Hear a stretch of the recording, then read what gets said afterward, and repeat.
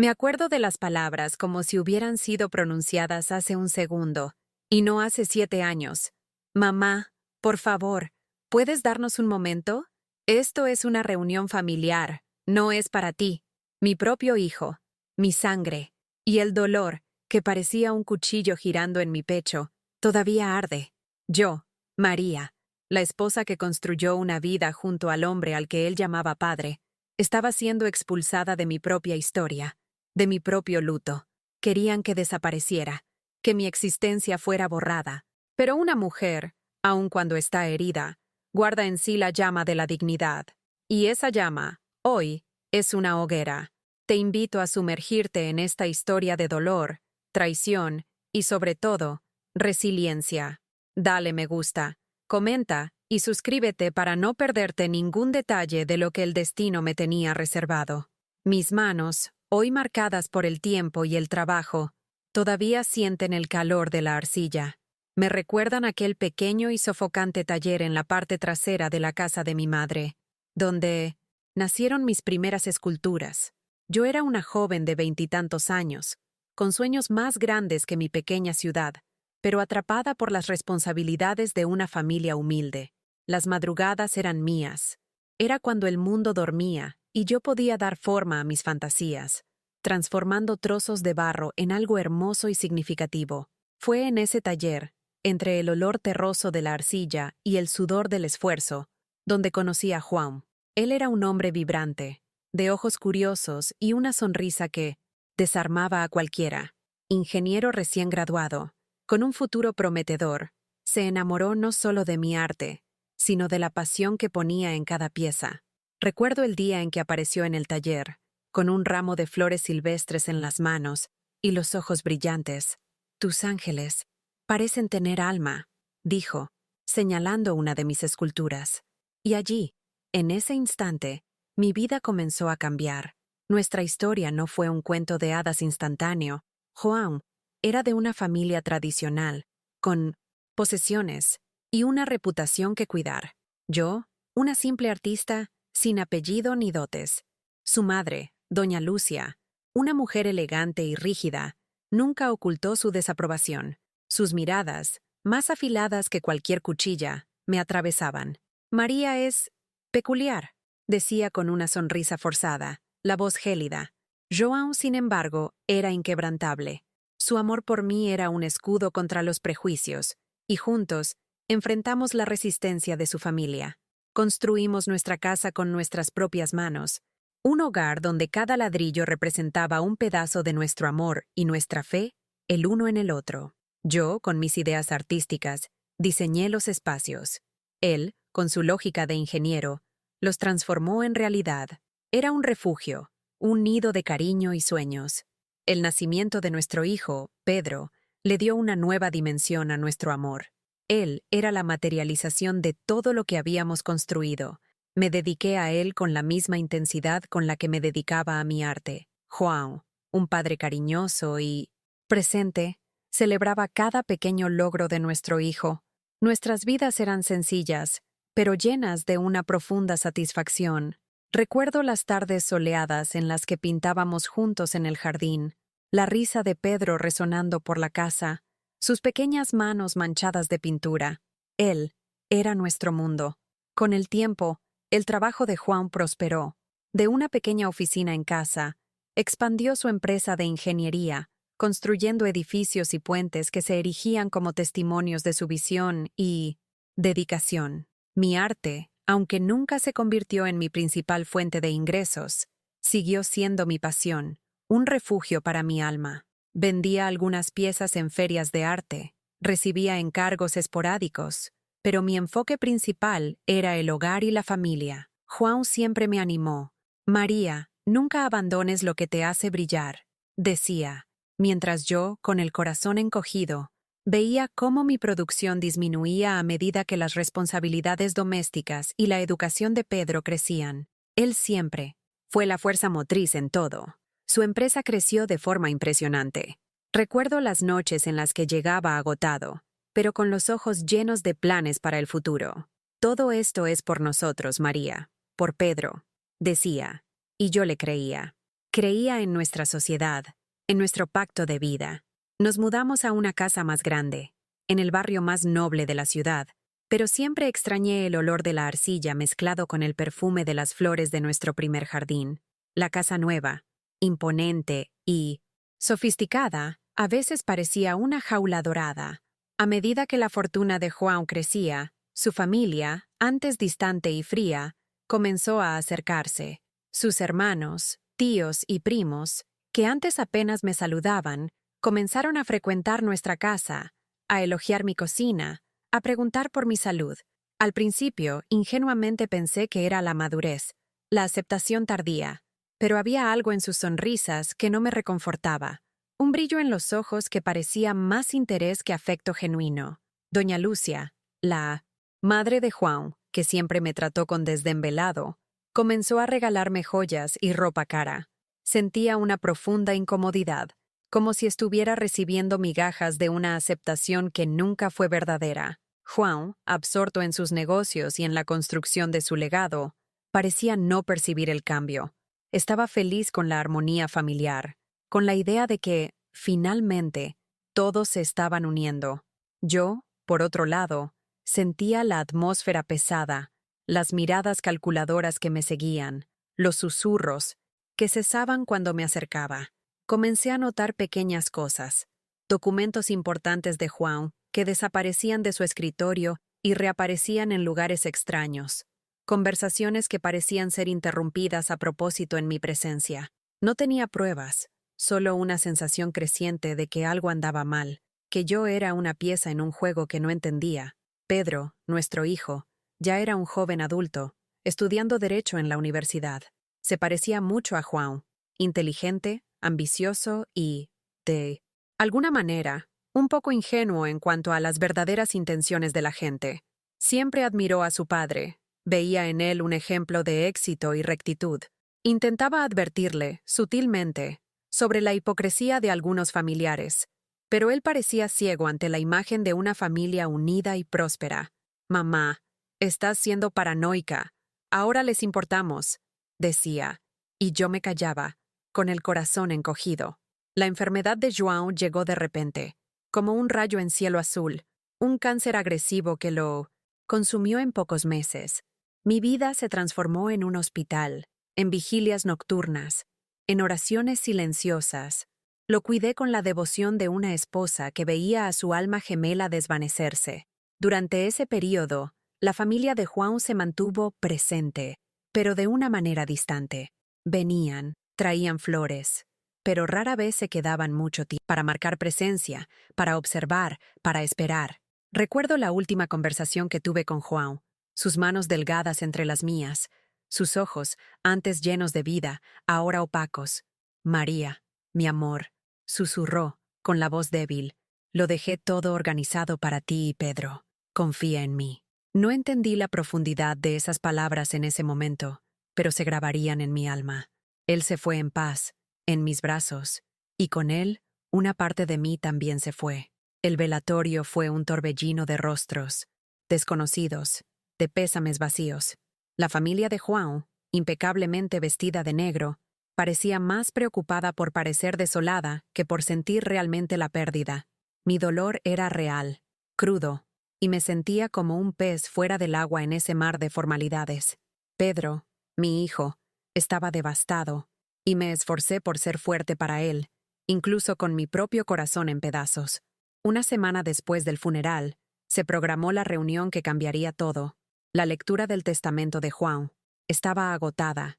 Mi cuerpo y mi mente clamaban por descanso, pero sabía que era un paso necesario. Llegamos a la oficina del abogado, un lugar frío e impersonal. La sala de reuniones estaba llena. Doña Lucia, los hermanos de Juan, sus primos lejanos, todos sentados, sus ojos fijos en mí y en Pedro. La tensión era palpable. Me senté junto a Pedro. Mis manos temblaban ligeramente. El abogado, un hombre anciano con gafas en la punta de la nariz, carraspeó antes de empezar. Y entonces, mi hijo, el mismo a quien amamanté, a quien enseñé a caminar, se inclinó y susurró las palabras que romperían mi mundo. «Mamá, por favor, ¿puedes darnos un momento?». Esto es una reunión familiar. No es para ti. El mundo se detuvo. Las palabras resonaron en mi mente. Cada sílaba, una astilla en mi pecho. La herida inicial se había abierto. Y supe, en ese instante, que el dolor apenas comenzaba. Esas palabras, viniendo de Pedro, mi propio hijo, fueron un golpe que me dejó sin aliento. Lo miré, buscando una señal de broma, de engaño, pero sus ojos, antes llenos de cariño hacia mí, estaban endurecidos, distantes. A su lado, doña Lucia, la madre de Juan, esbozaba una sonrisa sutil, casi imperceptible, pero que decía mucho. Los hermanos de Juan, antes sonrientes y falsamente afectuosos, ahora me miraban con una indiferencia gélida.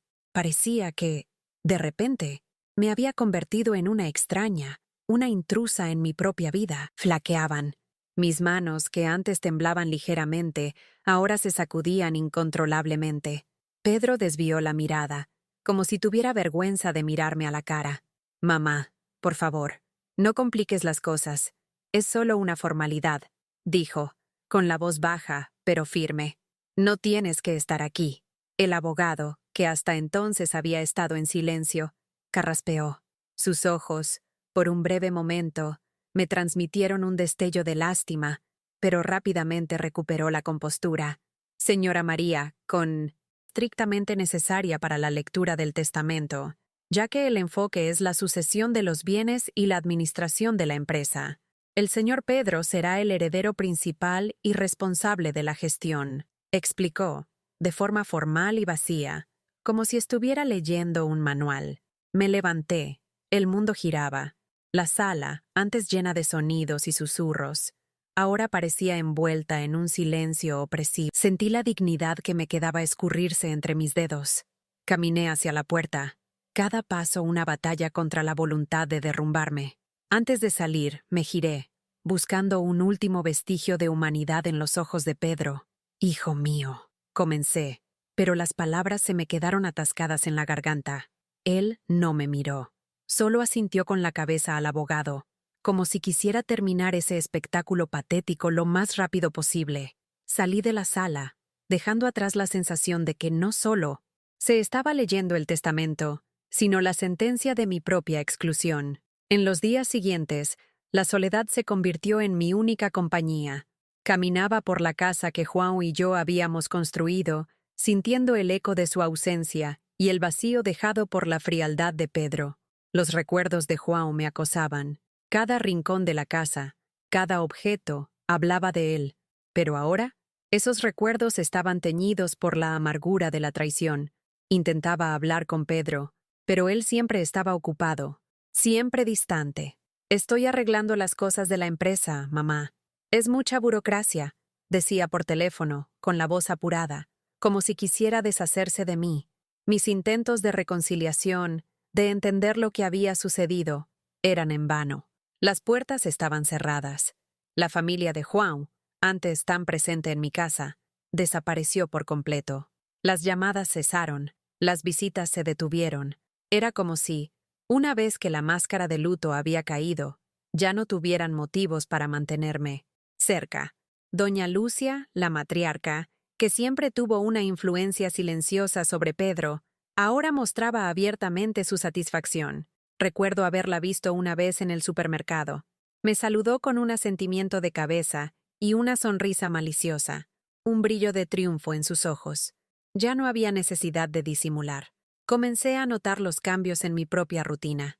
Mis cuentas bancarias, antes gestionadas por Juan, ahora eran de difícil acceso. Las aplicaciones, las inversiones, todo parecía haberse evaporado o volverse inalcanzable. Llamaba al banco, a los gerentes, pero las respuestas eran vagas, llenas de jerga técnica. «Señora, el poder notarial ha sido modificado. El señor Pedro es el nuevo responsable». Mi firma, mi nombre, parecían no tener más valor. No entendía. Juan siempre fue tan transparente con las finanzas, tan preocupado por asegurar mi futuro. La verdad es que siempre confié ciegamente en Juan. Él se encargaba de todo, y yo, inmersa en mi arte y en la crianza de Pedro, nunca me preocupé por los detalles financieros. Era un pacto silencioso de amor y confianza. Él me decía, preocúpate por lo que te hace feliz, María. Yo me encargo del resto. Y yo creí. Ahora, esa confianza se convertía en mi prisión. Yo era una ignorante en asuntos financieros, y ellos lo sabían. Era el arma perfecta para aislarme y controlarme. La casa, nuestro hogar, también se convirtió en un campo de batalla silencioso. Pedro comenzó a traerme documentos para firmar, papeles que yo no entendía, pero que él decía que eran solo burocracia, mamá, para agilizar las cosas. Yo, fragilizada y sin fuerzas para luchar, firmaba. Él hablaba de la necesidad de vender algunas propiedades, de optimizar el patrimonio. Las piezas de arte que Juan había coleccionado a lo largo de los años, algunas de valor inestimable, comenzaron a desaparecer de la casa. Las estoy enviando a una galería para su valoración, decía Pedro, pero yo nunca veía los recibos o el dinero.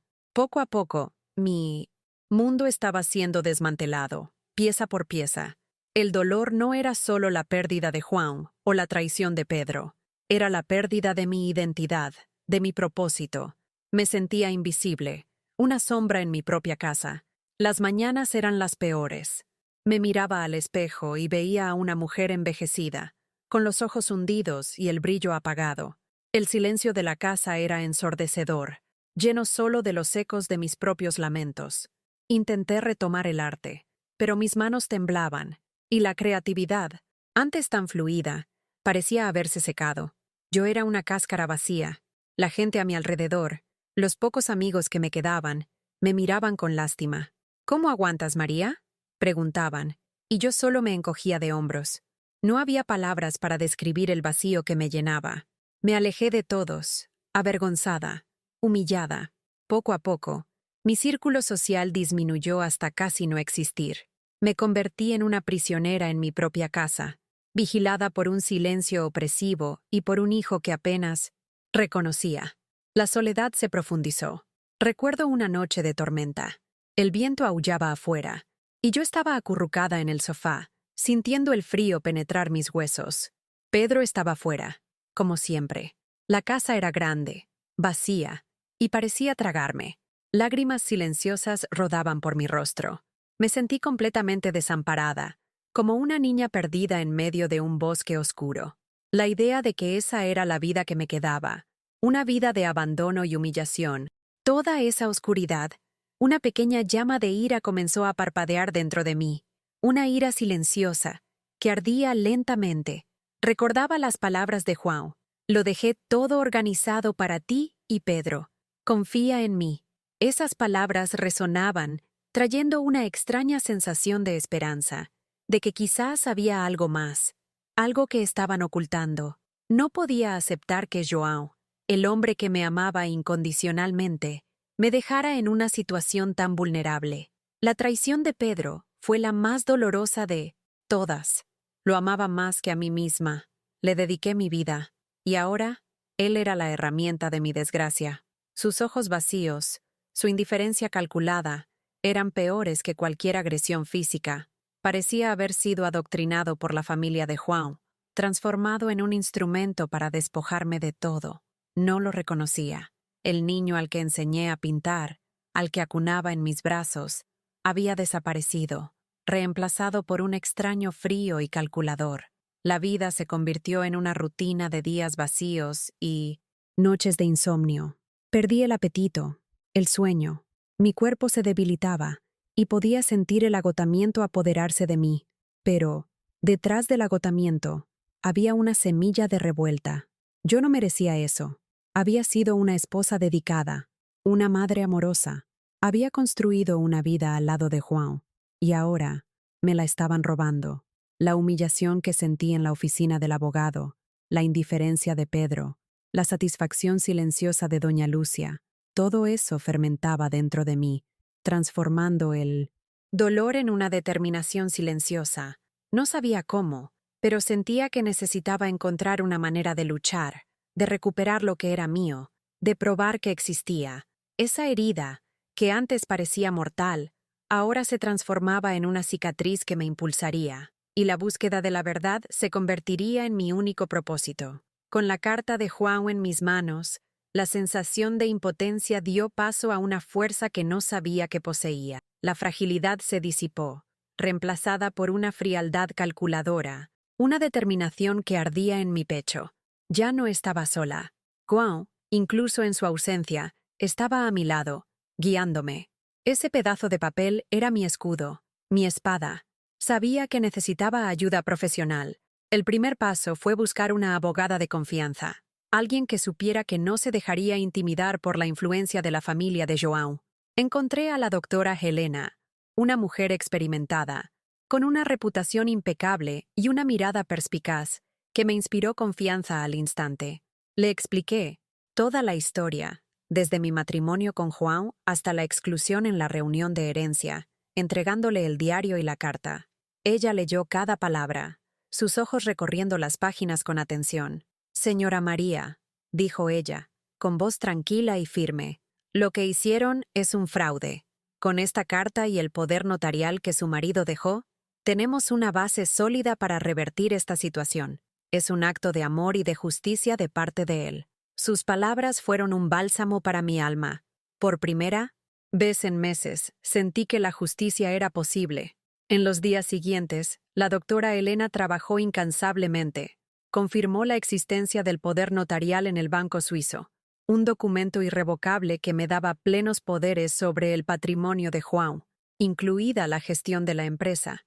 Habían subestimado la inteligencia y el amor de mi marido, todo lo que Pedro y la familia de João habían hecho, la manipulación, la retirada de bienes, el control de mis cuentas, era ilegal. El momento de la confrontación era inevitable. La doctora Helena programó una nueva reunión en la oficina del abogado original de la familia, con Pedro, doña Lucia y los otros hermanos de João presentes. Me preparé mentalmente para ese día. Me vestí con la mejor ropa que tenía. Elegí un lápiz labial rojo vibrante. Quería que vieran no a la mujer fragilizada que intentaron destruir, sino a la María que João amaba, la mujer fuerte que siempre fui, aunque olvidada por un tiempo. Cuando entré en la sala de reuniones, el silencio era palpable. Pedro estaba allí, con la misma expresión vacía. Doña Lucia, con su postura impecable, pero con un rastro de arrogancia en los ojos. Los demás, la mezcla habitual de indiferencia y superioridad. Me senté a la mesa, al lado de la doctora Helena, con mis ojos fijos en ellos. No había miedo, solo una calma determinada. La doctora Helena comenzó a hablar, su voz resonando por la sala. Presentó la carta de João, el poder notarial debidamente autenticado, y las pruebas de todas las transacciones fraudulentas que se habían realizado a mi nombre y en el patrimonio de João. El abogado de la familia, que antes parecía tan confiado, ahora estaba pálido. Los ojos de doña Lucia se abrieron de par en par. Los hermanos de João comenzaron a murmurar, sus expresiones variando del asombro a la ira.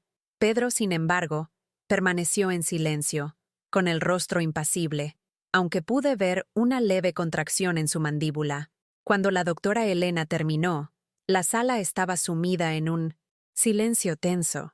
Fue entonces cuando decidí hablar. Mi voz, antes temblorosa, ahora era clara y firme.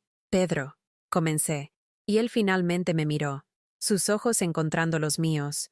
Hubo un destello de sorpresa, quizás incluso de culpa, pero rápidamente se cerró. «Me dijiste que saliera de esa reunión porque esto era de la familia, no para mí. Me humillaste, me hiciste sentir como una intrusa en mi propia vida, en mi propia casa. Me abandonaste en el momento en que más te necesité. ¿Y por qué? ¿Dinero? ¿Codicia?» Mi voz no se elevó, pero cada palabra estaba cargada de un peso emocional que parecía llenar la sala. Doña Lucia intentó intervenir, pero la doctora Helena la silenció con un gesto. João dejó claro que confió en mí para encargarse de todo. Él conocía el carácter de ustedes, la codicia. Me protegió, incluso después de su partida. ¿Y qué hicieron ustedes?, continué, mirando directamente a doña Lucia y a los hermanos de João. Intentaron borrarme, transformarme en una sombra, robar lo que construimos con tanto amor. Las palabras eran como flechas, alcanzando a cada uno de ellos. Pedro desvió la mirada. Su postura, antes tan firme, comenzó a ceder. Pude ver la humillación en su rostro, la vergüenza. No era la venganza lo que buscaba, sino la verdad, mi verdad, que necesitaba ser escuchada. No estoy aquí para pedir nada, dije, mi voz un poco más quebrada, pero aún controlada. Estoy aquí para revertir la injusticia, para garantizar que el deseo de Juan se cumpla, y para mostrarles que María no es una mujer que se doblega. No soy un fantasma. El silencio que siguió fue el más gratificante. No tenían argumentos, no tenían excusas. La verdad, desnuda y cruda, había sido expuesta. La doctora Elena presentó las medidas legales que se tomarían para recuperar los bienes y el control de la empresa. No tuvieron más remedio que aceptar. Pedro finalmente rompió el silencio, con la voz ronca. «Mamá, lo siento mucho».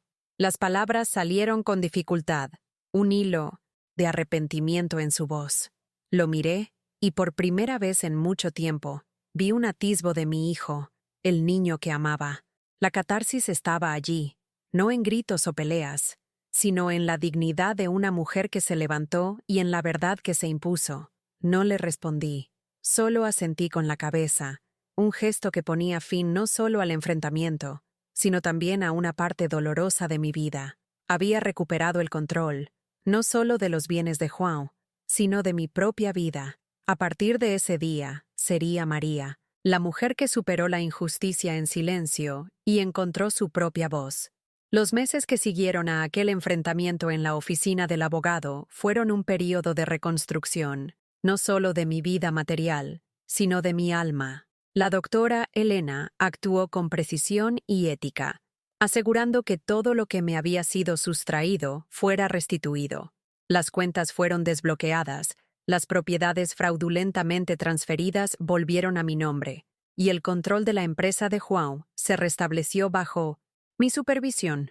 No fue un proceso fácil, hubo resistencia, pero la verdad y la ley estaban de mi lado. La familia de Juan, derrotada y expuesta, retrocedió, desapareciendo de mi vida tan abruptamente como habían reaparecido. Con Pedro, la situación era más compleja. Intentó acercarse de nuevo, llamaba, enviaba mensajes. Al principio, mi dolor y decepción eran demasiado grandes para cualquier perdón inmediato. Necesitaba tiempo, espacio para procesar todo. En una de sus llamadas, me pidió que habláramos en persona. Acepté, pero puse la condición de que fuera en un lugar neutral, y no en la casa que él había contribuido a manchar. Nos encontramos en una cafetería discreta. Estaba diferente, con los ojos bajos, la postura encorvada. Había algo genuino en su arrepentimiento. «Mamá, lo siento mucho. Fui tonto, manipulado. Me dijeron que era por mi bien, que yo debería ser el único en tomar las riendas, que tú no entenderías los negocios de papá. Fui ciego por la ambición y por lo que me prometieron», confesó, con la voz quebrada. Lo escuché en silencio, sin interrumpir. La rabia aún estaba allí, pero mezclada con una profunda tristeza por la inocencia que había perdido, por la forma en que se había dejado llevar. «Pedro», dije, finalmente, «lo que hiciste me dolió de una manera que no puedes imaginar. No fue solo el dinero, fue la confianza, el abandono en el momento más vulnerable de mi vida. Le diste la espalda a tu madre». Él lloró, las lágrimas rodando por su rostro. Era la primera vez que lo veía tan vulnerable desde que Juan se había ido. En ese momento, vislumbré a mi hijo, al niño que amé incondicionalmente. El perdón no era una decisión fácil, ni instantánea, era un proceso, y decidí que, por Juan, por mí y por él, valía la pena intentarlo. No sé si el perdón será completo, Pedro, pero podemos intentar reconstruir. Recuerda siempre que la familia no es un contrato, es un lazo que exige respeto y lealtad. Y la lealtad, Pedro, la olvidaste. Los días se transformaron en una nueva rutina. La casa, antes un lugar de recuerdos dolorosos, comenzó a llenarse de una nueva energía. Decidí reformar el antiguo taller, trayendo de vuelta el olor a arcilla, a pinturas. Mis manos, antes temblorosas y sin inspiración, ahora trabajaban con un nuevo propósito. El arte se convirtió en mi terapia, mi forma de expresar la resiliencia, la superación. Retomé la gestión del patrimonio de Juan con la ayuda de la doctora Elena y de nuevos consultores. La empresa, que antes parecía un monstruo burocrático, se reveló como un desafío fascinante. Aprendí, estudié, me adentré en cada detalle. Juan había construido un imperio, y ahora yo era su guardiana. Comencé a invertir en proyectos sociales, en escuelas de arte para jóvenes desfavorecidos, honrando la generosidad que João siempre demostró. Mi vida escuchaba con paciencia, ofreciéndole orientación sin juzgarlo.